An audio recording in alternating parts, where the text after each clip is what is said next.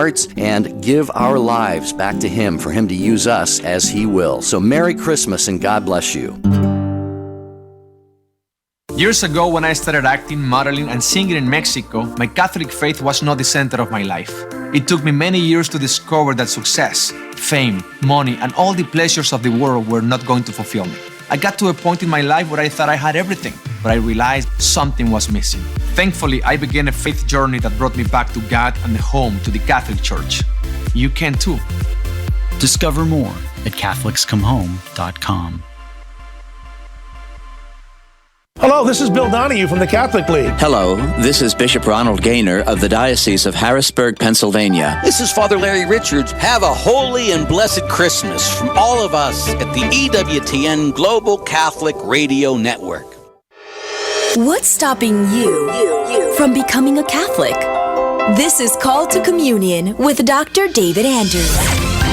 1-800-585-9396. Hey, full phones here at 13 after the hour. When something becomes available, jump in there at 1-800-585-9396. If you're ready, we'll begin now with Jeff in Bowling Green, Ohio. Hey there, Jeff. What's on your mind today? Jeff in Bowling Green, are you there? Yes. Go right ahead.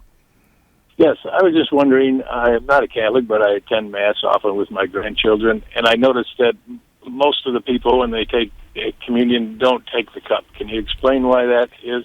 Sure. Yes. There's a very long history behind that custom. In the Middle Ages in the Latin West, it became the custom not even to offer the chalice to the laity for a couple of reasons. One, it's not necessary to offer the chalice to the laity in order for them to commune fully in the body, blood, soul, and divinity of Jesus, who is present entirely under every particle of both species, the cup and the bread, and the host, I should say. So a person who receives merely the host receives the whole Christ and is fully participant in the communion of the Church and in the sacrifice of the Mass. So it's not necessary to offer the cup. Why would you withhold the cup? If it were convenient to do so to avoid scandal, all right, it's easier to spill a chalice than it is to drop a host, and it's harder to rectify if it's done. You know, every once in a while, a sacred host gets dropped on the floor by accident. It's very easy to pick it down and consume it, reach down and consume it. Much harder to deal with spilling the precious blood. Right. Okay, and so communion in one kind, that's what it's called, was the norm in the Catholic Church for a very long time. It became an issue of controversy in the Protestant Reformation, and there were reformers that urged that it was necessary to communion both kinds to commune validly, and that communion in one kind would be invalid. That was the Protestant argument. And prior to that, the Hussites, the Bohemians in the 15th century, had argued the same thing. And so it forced a lot of theological reflection and polemics and defense of the practice of communing in one kind. Right? Now, since the Second Vatican Council, the Church has allowed communion in both kinds for the laity. It's not necessary, and it shouldn't be done at any and every Mass all the time everywhere, right? But for particularly sacred and hallowed liturgies, and the Sunday liturgy is a particularly important one, obviously, it can be appropriately done and reverently done. Now, for myself, I'm just speaking of my own private piety here. I'm a convert to the Catholic Church. I grew up in a tradition that was deeply steeped in Reformation polemics, and so I understood very well the kind of derision that my community heaped on the Catholic Church, the kind of scorn we exhibited towards the Catholic Church because of her practice of communion in one kind. I am now a very proud, happy, and fulfilled Catholic, and for me, sometimes it's almost a badge of my Catholic identity. And this is just internal to me, of course. Sure. You know, I mean, I'm not urging this on anyone else. When I go forward in communion in one kind, I'm kind of like, cha-ching, I just communed in one kind.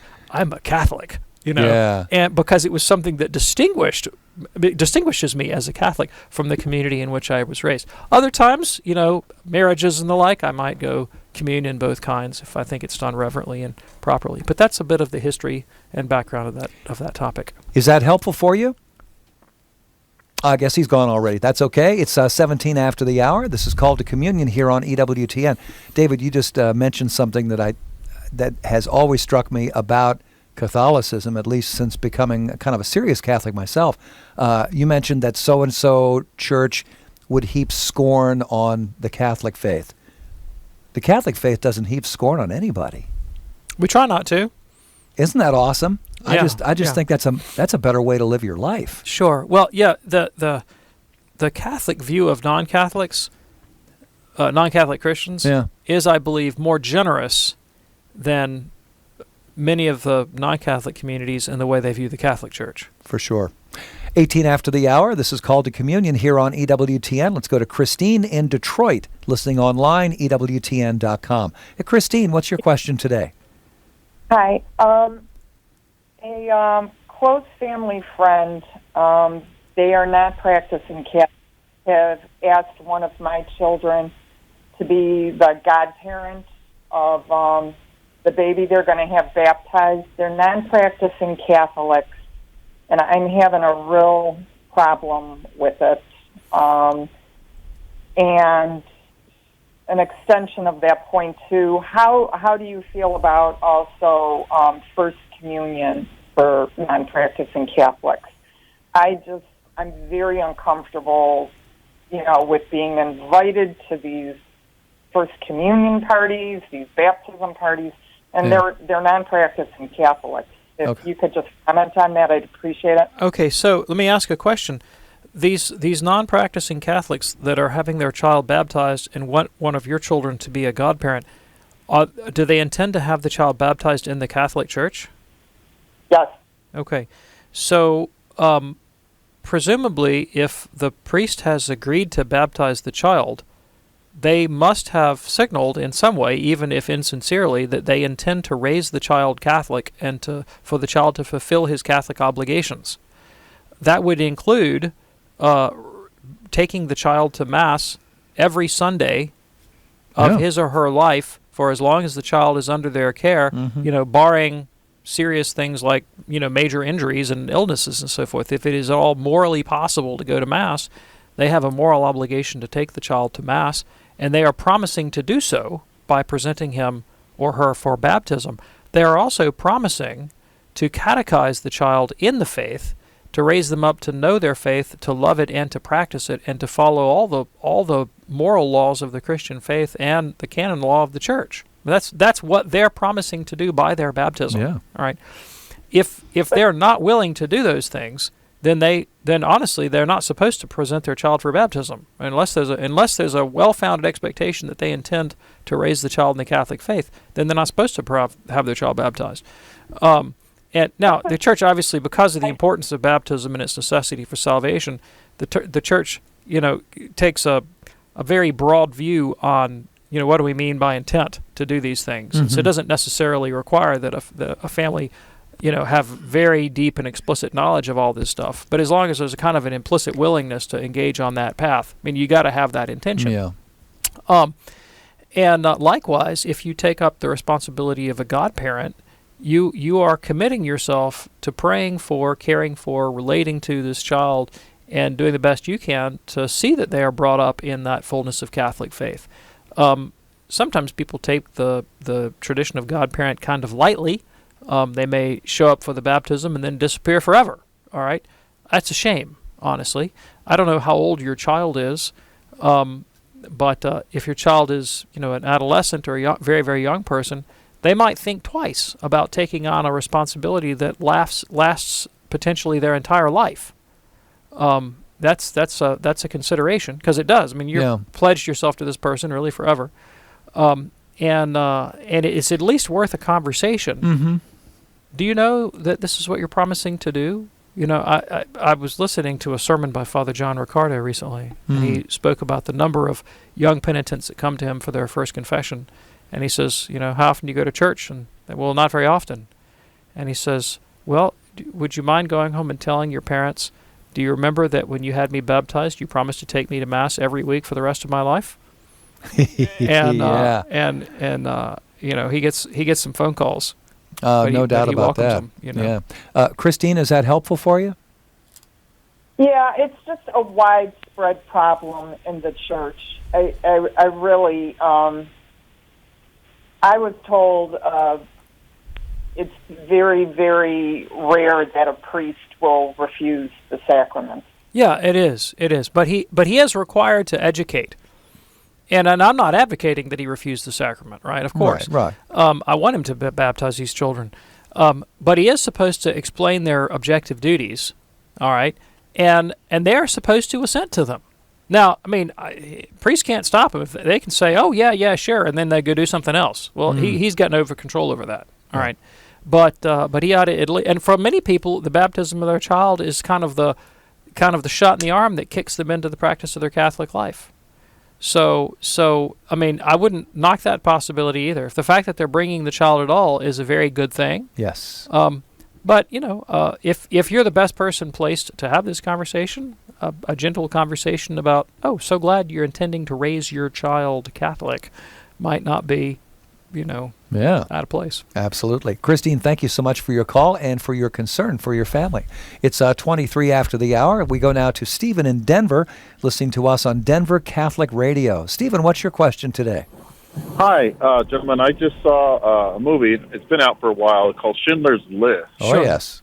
And it was shocking because I've heard about the Holocaust through school and all this, but to see it come alive like that was really shocking. And I'm wondering, why would a loving God allow such thing? Given the facts, some of the facts I've heard about this: 6 million Jews died, 54 million people died because of World War II. I mean, how many people have to die before God intervenes?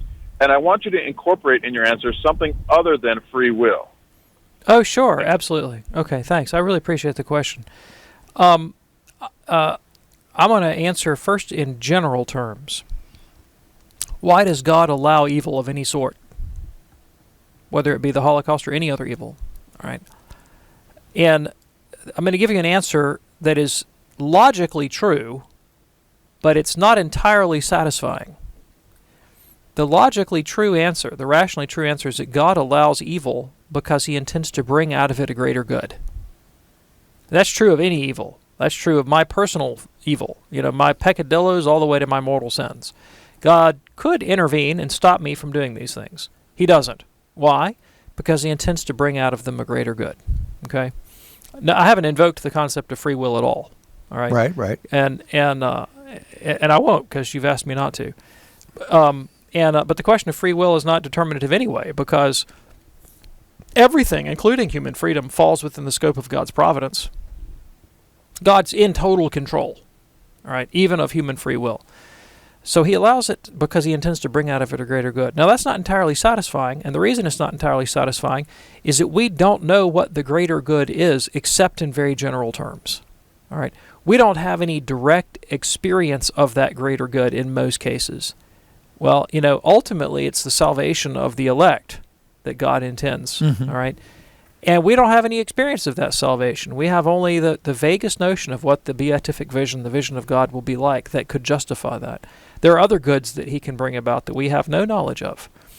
A very weak analogy, and it's admittedly weak, is, when I take my child to the doctor to get his vaccinations, he really doesn't see the end from the beginning. To him, it's just a shot in the arm, and it's not any fun, and why would mom and dad allow this? Well, he's bigger now, so he gets it. But when he was younger, it was just, my parents are torturing me because they hate me. All right? Obviously not. He can't see the good that we intend. We allow this evil because we intend a greater good. Now, that's the dynamic. Now, I think I'm running out of time to deal with the massive issue of the Holocaust. I don't know. None of us know. But we do trust in God's providence and his goodness, and for that we can give arguments and reasons. Thank you for your call, Stephen. It's Call to Communion on EWTN. 60 on 10 with Monsignor Charles Pope. The 8th commandment, you shall not bear false witness against your neighbor. At one level, the reputation a person has is one of their most precious gifts, and to intentionally harm the good reputation of someone is a very grave matter. We can do this often through detraction by disclosing others' faults without a valid reason, or calumny, just outright lying about other people. Likewise, through rash judgment. This commandment also protects the truth, which is another very, very great good. To lie is to speak something that we know is false with the intention of deceiving others. We ought to be dedicated to the truth. It is the truth that sets people free, while errors and lies entrap people in many difficult and often sinful situations. The Lord asks us to give witness to the truth of the gospel. This commandment therefore asks us to stay dedicated to the truth and to other people's reputation. The eighth commandment, you shall not bear false witness against your neighbor. EWTN. Live truth. Live Catholic. Peggy Normandin. I was really pretty vain in my mid-20s. I was consumed with all those, superficial trappings in life. Well, during this time, I had a dream where my grandmother appeared to me. She was a very loving, plain, modest woman of great faith. Well, in the dream, she was absolutely radiant. And she said, "This is what I look like now. Everything is perfect in heaven, Peggy.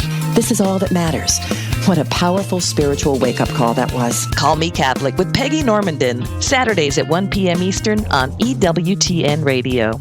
Listen to EWTN Radio at any time, day or night. Audio on demand brings your favorite programs, recently broadcasted shows, prayers, and devotionals instantly to you for free. For more, visit EWTNapps.com. This is Father Larry Richards, host of EWTN Open Line Thursday. Hello, this is Bishop Robert Baker from the Diocese of Birmingham. This is Michael Warsaw, Chairman and Chief Executive Officer of EWTN. Have a blessed Christmas and a Happy New Year from all of us at the EWTN Global Catholic Radio Network.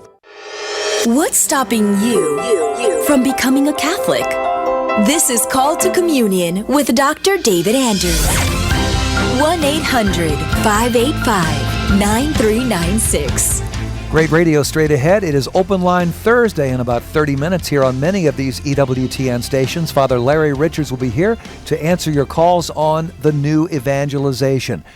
Today on Cresta in the afternoon at 4 p.m. Eastern, it is direct to my desk, your nominations for Catholic of the Year. That would be a very interesting thing. You get to call in, you get to vote, and you get to listen in at 4 o'clock Eastern today. There's also going to be an open forum Q&A today with Jimmy Aiken and Mark Brumley on Catholic Answers Live, and that'll be at 6 tonight. And then at 8 p.m., The World Over with Raymond Arroyo on EWTN Radio and Television. He'll be joined by Newt Gingrich, the former Speaker of the House, Vice Chair of President-elect Trump's transition team. He'll be talking about issues facing the upcoming administration. That will be fascinating. Also, Father Gerald Murray and Robert Royal of the Papal Posse will join Raymond to discuss the state of the controversial dubia that 4 cardinals have raised with Pope Francis. Very interesting. That'll be tonight at 8 p.m. Eastern on EWTN Radio and Television, The World Over with Raymond Arroyo. Right now, 30 after the hour, and back we go to the phones for Carrie in Boston, Mass., listening to EWTN Radio on the Station of the Cross. Hey there, Carrie. What's your question today?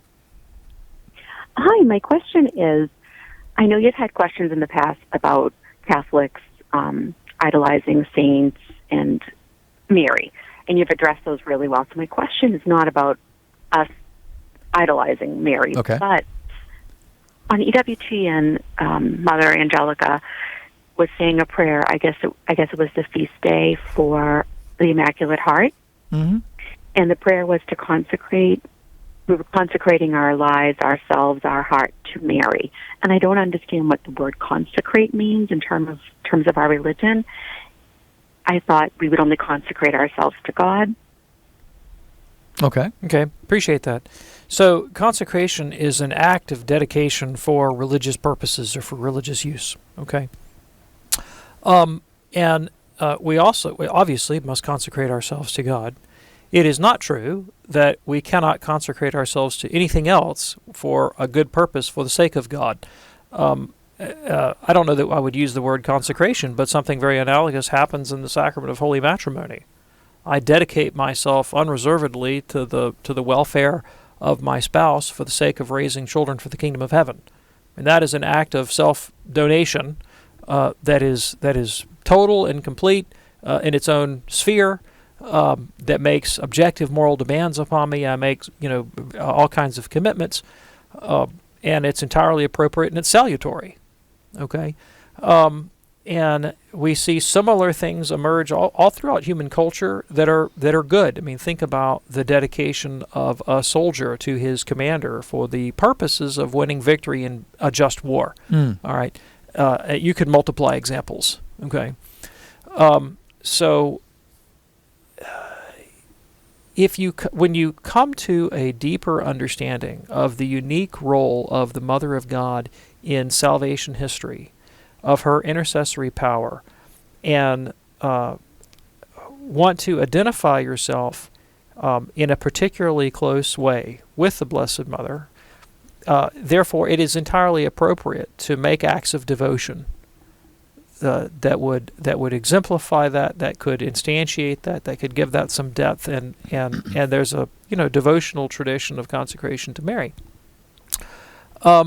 But your case is evidence that I think the proper understanding of this and the living it out is sometimes confusing to people, and it's no part of Catholic dogma that it has to be done in this way. This is just a devotional practice that some people engage in that has been very helpful to a lot of folks. But I would, if anybody came to me and said, "I really don't know what this is about, and I'm very uncomfortable about it," I would say, "Well, then by all means, don't do it. Yeah. Not now, at any rate." Well, you often hear the phrase, "to Jesus through Mary." Right, exactly. That seems to resonate with me. Is that helpful for you, Carrie? That's very helpful. Very good. I think if I had the word dedication or devotion or to Jesus through Mary, I would have understood it better, but I think it was the word consecrate that had me a little thrown off. Sure. Understood. Yeah, thank you. Appreciate your call, Carrie. It's 34 after the hour. This is Called to Communion on EWTN. We have one line open if you want to snag it. 1-800-585-9396. 1-800-585-9396. Let's get back to the phones and talk with Eric in Antioch, Illinois, listening to EWTN Radio on WSFI. Hey there, Eric. What's your question today? Thanks for taking my call. Sure. My question is on, I think about how God knew us before we were born. He knew us in His mind, and I'm curious to know if we ever existed in a state before our conception, or if the Catholic Church has any speculation on that. Yeah, thank you very much. The Catholic Church has a great deal more than speculation. She has dogmatic teaching that we can know with certainty, all right? And that is that we did not exist before our conception.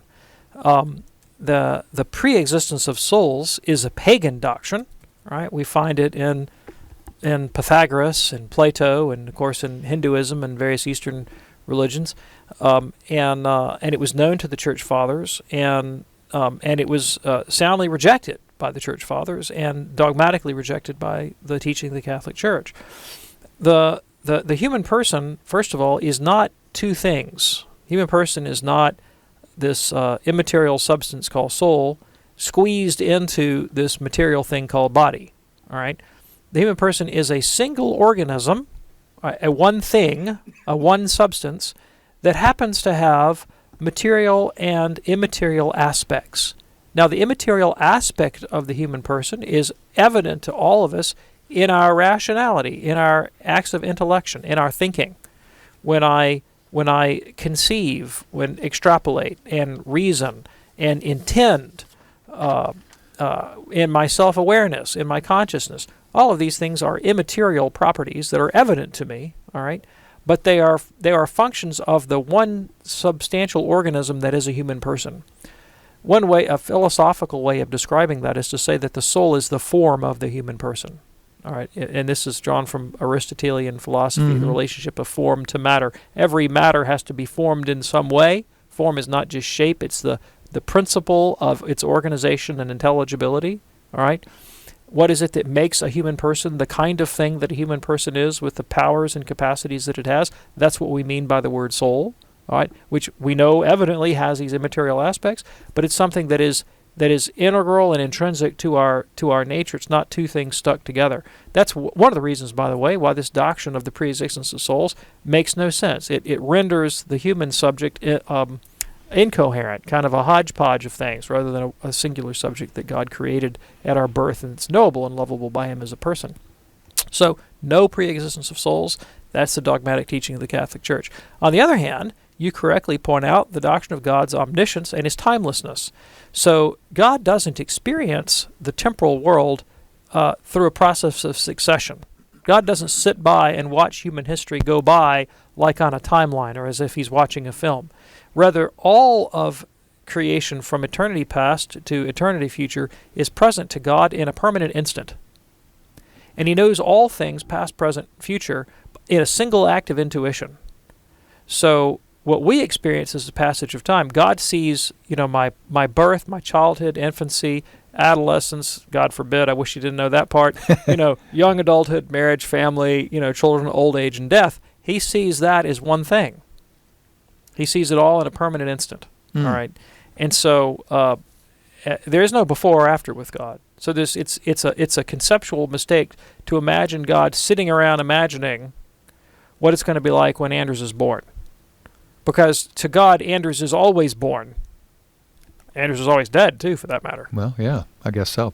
Appreciate your call. It's 38 after the hour. Here is an anonymous text, and this person does not say that they are a non-Catholic, but it would appear by what they're saying.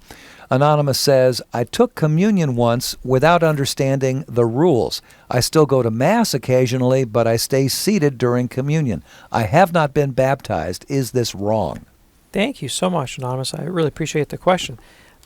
If your question is it wrong to go to Mass occasionally and stay seated during communion? Answer, no, that's not wrong. If the question is, was it wrong for me to have received communion before I understood that I wasn't supposed to? Well, it was improper, but you didn't know that you weren't supposed to, right? So there's no guilt imputed to you. You're off the hook. Off the hook. I did the same thing one time. Actually, I was in New Orleans, Louisiana, attending Tulane University. Mm-hmm. Loyola University was right across the street, all right? And I actually attended a Catholic Mass one time there just out of sheer curiosity, and I went forward and received communion, not a Catholic at all, had no intention of becoming a Catholic. I was just with my Catholic girlfriend and didn't have any clue that I should or shouldn't or, whatsoever at all. Didn't know. You're off the hook. There you go. Now, the question I would have is, I'm so glad you're going to Mass on occasion. So what's stopping you from becoming a Catholic and getting baptized? What can we do to bring you all the way in so that you can receive Holy Communion? There you go. Thank you for listening to us, Anonymous, and we do appreciate your text as well. We're coming up on 40 minutes till the top of the hour. Do you know about the National Catholic Register? People have been reading the National Catholic Register for, very close to 100 years. It began as a regional paper. It went national at one point. Now it's a part of the EWTN family. Many people read it in its print edition. A lot of people also will read the online version. In any event, whatever you're reading, whether it's print or online, the Register is America's most complete Catholic news source with a comprehensive view of the world from a distinctly Catholic perspective. And it certainly is a wonderful fit. We're blessed to have the Register as part of the EWTN family. So for the latest issues, people, and events shaping the world as we know it, please visit ncregister.com, ncregister.com. You may also want to check out our wonderful weekend radio program, Register Radio, which is hosted by Jeanette DeMello. She's the editor-in-chief of the Register. Matthew Bunson is the senior correspondent with the Register, and together they put together a wonderful weekly 30-minute radio show, so do check that out. Check time and listings on EWTNradio.net. You can figure out what time it is in your neck of the woods. Let's go now to Roy in Oklahoma, listening to us on Oklahoma Catholic Broadcasting. Roy, what's your question today? Well, hey, guys, I greatly appreciate you taking my call. I'm a big fan of the show, and you've definitely drawn me closer to God through the church. Thank you. And I was a Protestant before, and I was actually drawn to the church through my wife, and you guys have drawn me much closer. My question for you has to do with the Vatican II's understanding of, it's the Catholic Church's understanding of salvation outside of the Catholic Church. Mm-hmm. I thought that it was only within the Catholic Church that you could go straight to heaven, but I was recently learned that understanding of Vatican II, and maybe you can shed some more light on this, is that there is salvation outside of the Catholic Church. Okay, thank you. I really appreciate the question. So the phrase no salvation outside of the Church is a stock piece of Catholic dogmatic verbiage. Okay, we find it in St. Cyprian of Carthage in the mid-200s. And it expresses the truth that Christ founded the church for the salvation of the world. That was his intent. That's why the church is here. And that God desires all people to be reconciled to him through Christ in the church. And everyone who comes to God, and there's no salvation apart from grace, and all grace is transmitted by the incarnation of the Son of God through the church. So anyone who comes to God, anyone who comes to heaven, will do so through the grace of Christ in the Catholic Church. And the normal means, the only public means that Christ has made available for that salvation is through the visible body of the church in history. Okay? Okay. And so if we know about that, we better get on board.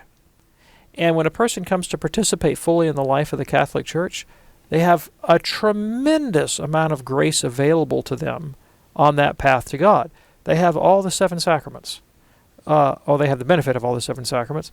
They have the objective teaching of the Church, which, gosh, what a blessing that is. Imagine those who have to fritter around trying to figure out the right thing to do or the right thing to believe, and all the admixture of error that can come into that kind of decision-making. All you got to do is read some of the majority opinions in recent Supreme Court cases, and you'll know how much benefit there is in the objective clarity of the teaching of the Catholic Church. Yes. There's the Church's governance and structure that brings unity to the practice of the faith, her worship, which is so sublime and beautiful. So the advantages, the objective advantages in becoming Catholic, even apart from the divine command, are just magnificent. And outside of the Church, we know of no provision specially created by God to bring people to salvation. All right. Now, at the same time, we do recognize that there are elements of truth and sanctification outside the formal boundaries of the Catholic Church. Now, that's the language of the Second Vatican Council, elements of truth and sanctification. So take, for instance, very close to the Catholic Church, our Protestant friends that have most of the Bible, some of the sacraments, and a lot of the dogmatic and moral teaching of Catholicism. Not all of it. Right. They don't have all of it.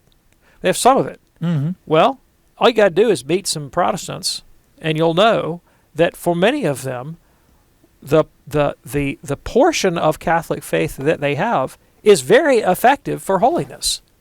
I mean, I've known some really holy, wonderful Protestants that love God and love their neighbor. Sure. And they get a lot of mileage out of their 2 sacraments, their partial Bible, and their, quite frankly, denuded doctrinal tradition. They get a lot of mileage. In fact, I know some Protestants get more mileage out of their 66 books than some Catholics get out of their 73 plus all their 7 sacraments. I'm afraid so. Yeah, that's true. All right. And what the Vatican Council clarified, it's always been there in the teaching of the Church, but the Vatican Council drew it out, was that God can use those elements of truth of sanctification, if he chooses, to bring people to holiness and therefore salvation. It's not a guarantee, right, that your Protestant friend is going to go to heaven, but it means that he's got elements of truth and sanctification, and if he cooperates with them with a good will, all right, they may be for him a means of sanctification and redemption. Does that mean that it doesn't matter if he stays out of the Catholic Church? No, it does matter. It matters a lot, because there's also an admixture of error in non-Catholic traditions, and those can be a stumbling block to salvation and holiness. Take the very evident case of marriage and human sexuality. Well, there's deep confusion about marriage and sexuality outside the Catholic Church, outside the Catholic tradition, about what the proper and normal ends of marriage and human sexuality are, and these can lead people into grave moral error that can imperil their salvation. All right, and you could multiply examples. All right, when you move outside of Christianity, you're in an analogous situation. You have people that have elements of truth and sanctification. All right, perhaps all they have is the dictates of conscience and the evidence of the natural law.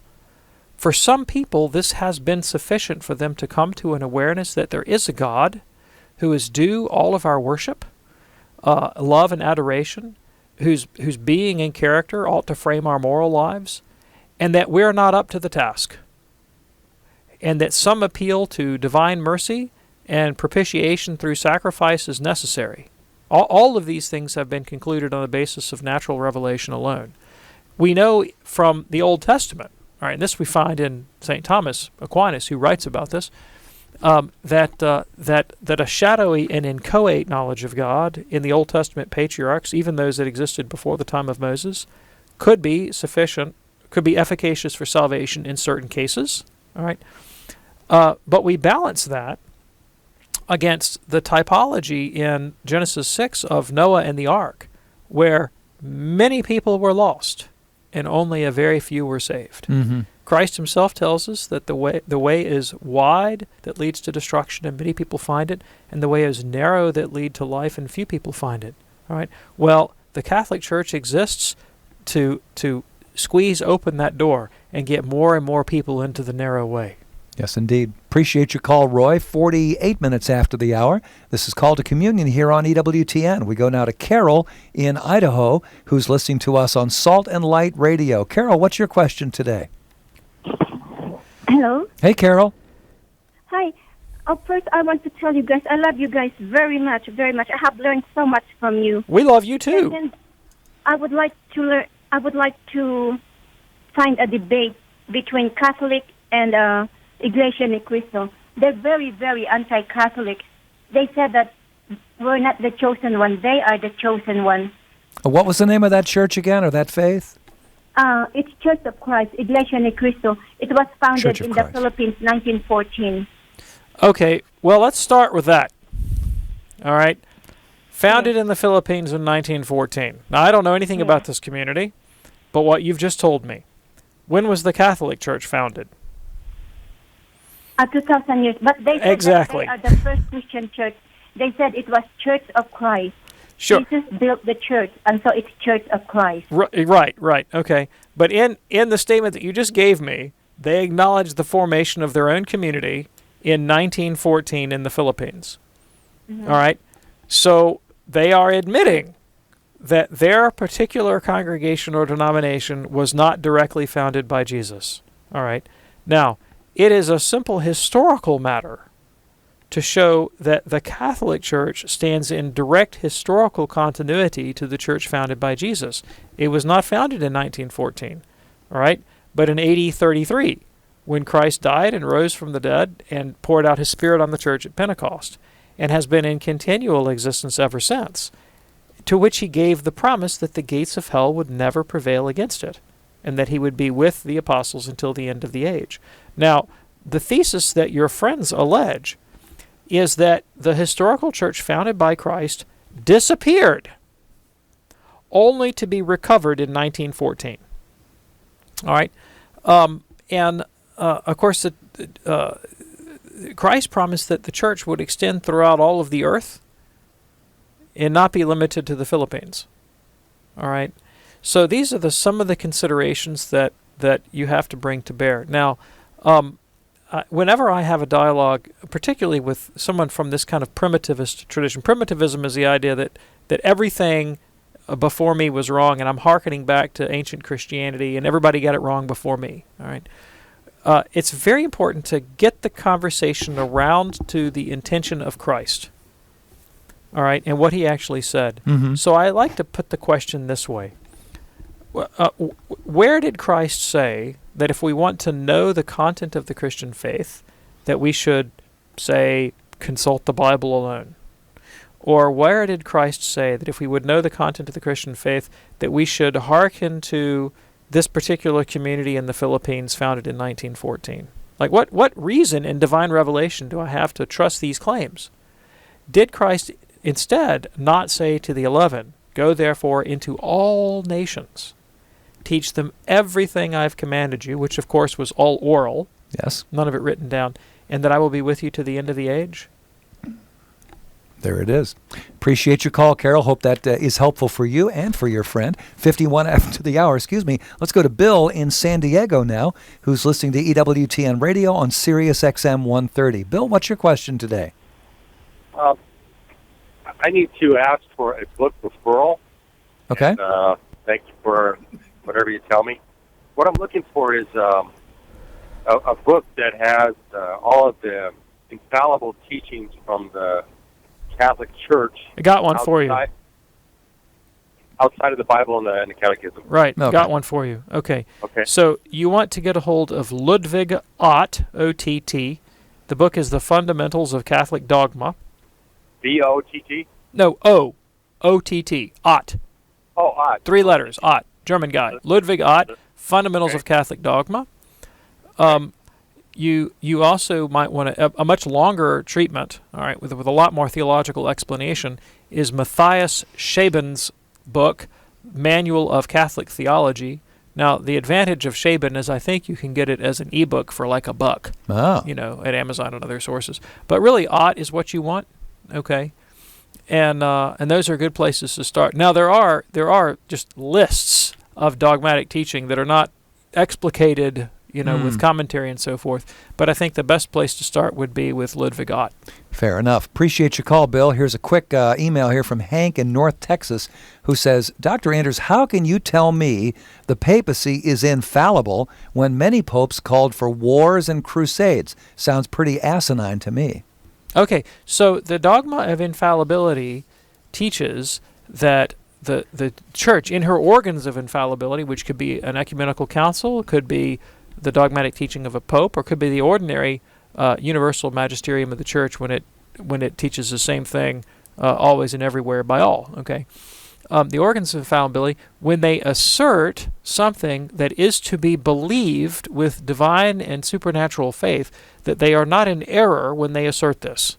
So, for instance, when the Council of Nicaea teaches that all Catholics are bound to believe that God is a Trinity, all right, that the second person of the Trinity became man and was truly God of true God, true light of true light, and so forth, that it is not an error when it teaches this.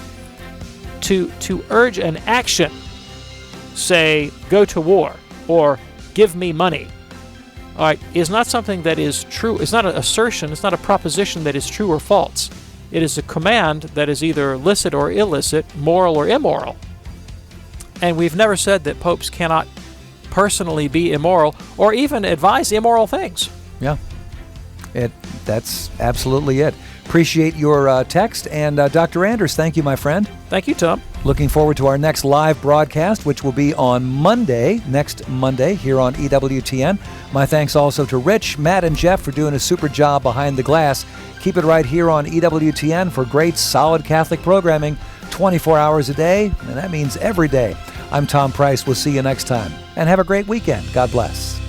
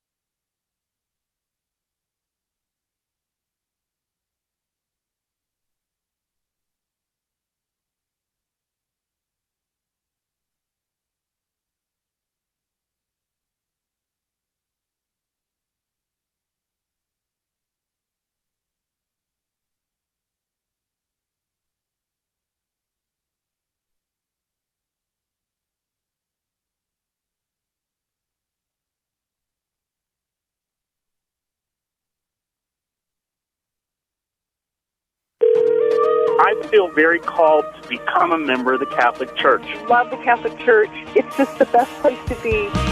From the studios of EWTN, this is Open Line. In North America, call toll-free 1-800-585-9396.